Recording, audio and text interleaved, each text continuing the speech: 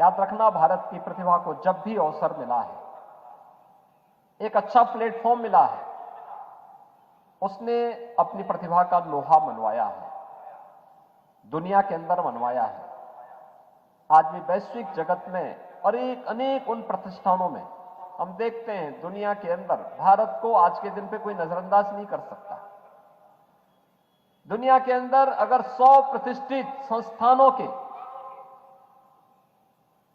Chief executives की जब हम बात करते हैं, तो उसमें से एक बड़ी संख्या भारत के नौजवानों की दिखती है। जीवन के प्रत्येक क्षेत्र में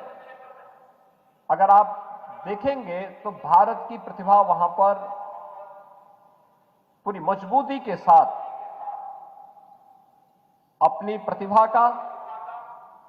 अपनी तकनीकी ज्ञान का लोहा वहां पे मनवा रही है, और उसके लिए हमें अपने आप को तैयार करना होगा। याद रखना, एक सप्ताह के अंदर ये आयोजन, विभिन्न प्रकार के आयोजन चलेंगे, लेकिन ये आयोजन एक स्वस्थ प्रतिस्पर्धा को आगे बढ़ाने के लिए भी होते हैं। एक छात्र छात्र के बीच,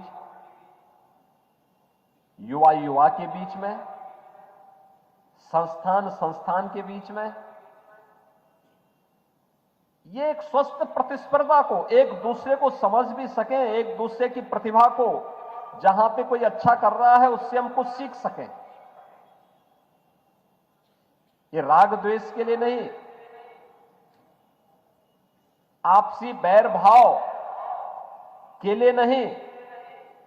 बल्कि इन सब से मुक्त होकर के एक स्वस्थ प्रतिस्पर्धा को, जो हमें जीवन संग्राम के योग्य बना सके, जीवन की चुनौतियों से जूझने की एक नई प्रेरणा प्रदान कर सके, उसके लिए होती है। और उस दृष्टि से सप्ताह भर चलने वाली इन सभी प्रतियोगिताओं में सभी संस्थानों की भागीदारी हो,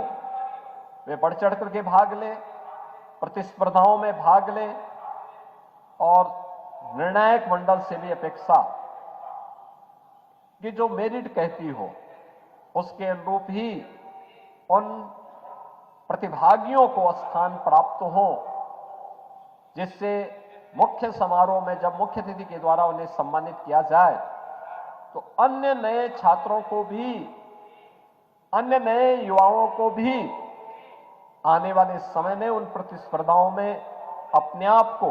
भागीदार बनाने और उनमें स्थान प्राप्त करने का एक अवसर प्राप्त हो सके।